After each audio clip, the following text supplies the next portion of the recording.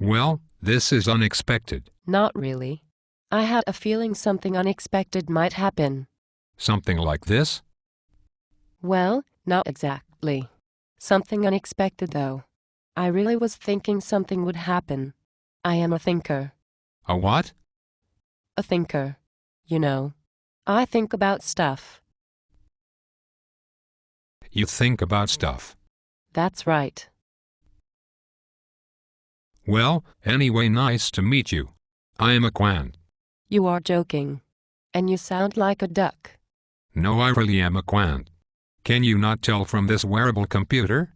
I build mathematical models for banks. Hey, what was it you do again?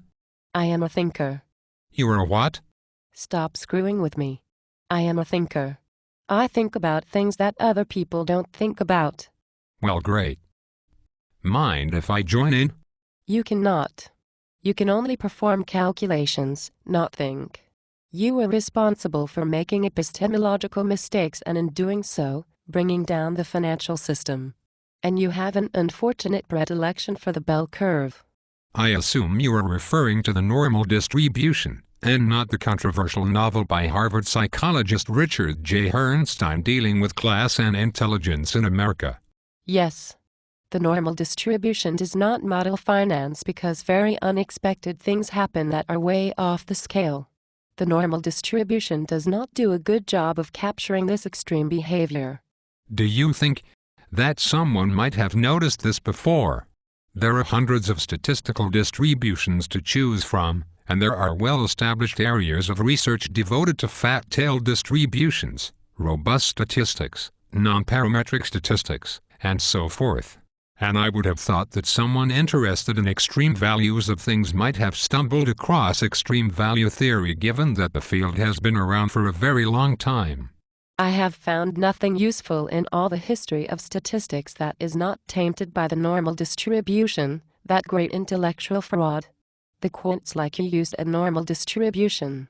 All of modern quantitative finance is based on the normal distribution.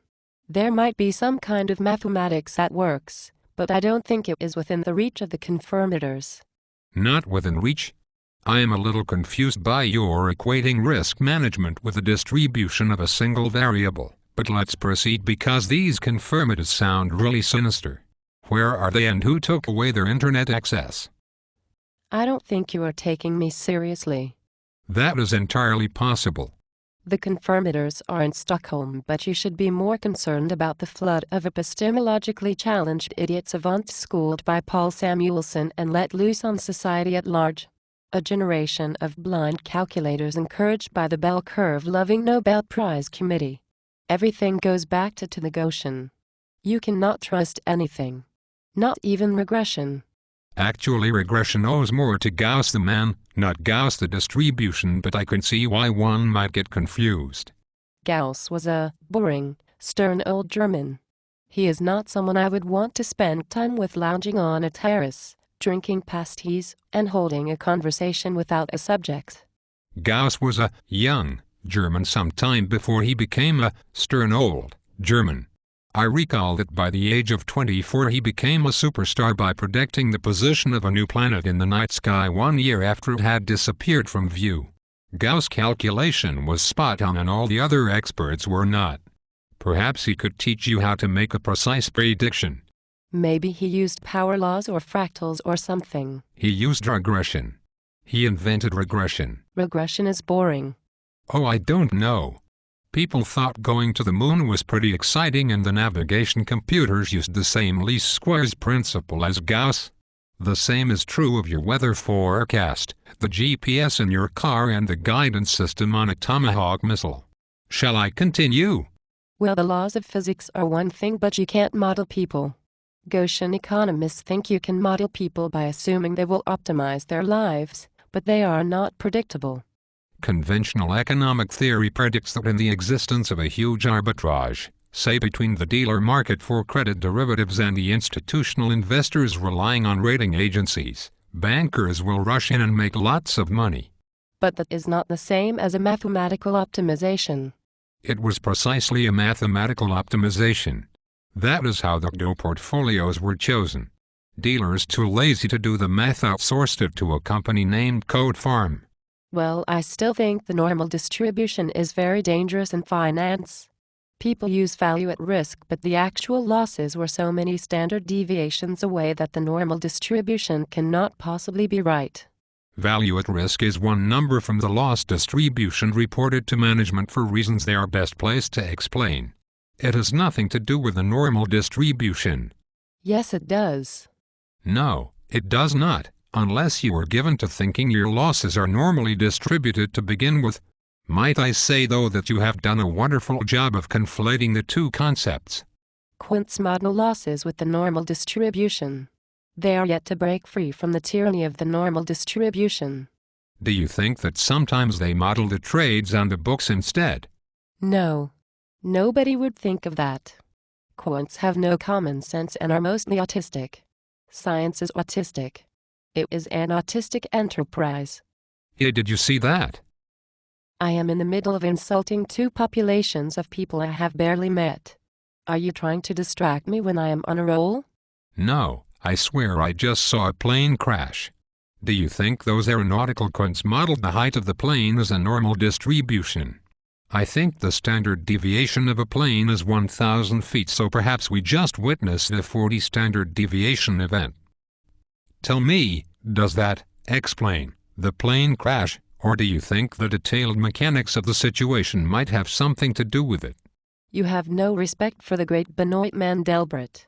It took me 15 years to find something other than the normal distribution. Where were you looking? I looked high and low. My wisdom is a result of a long apprenticeship as an empirical skeptic, and my work transcends several fields. It is the only attempt in the history of thought to put a limit on what we can know.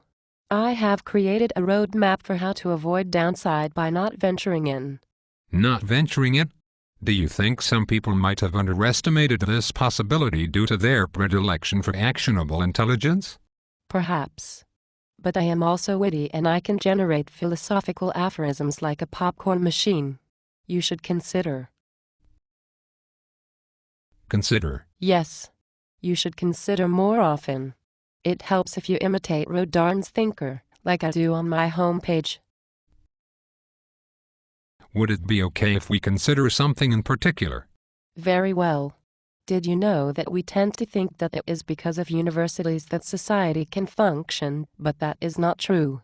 Society could function without universities. You were shitting me. Did you know that it is possible to buy volatility, not just sell volatility?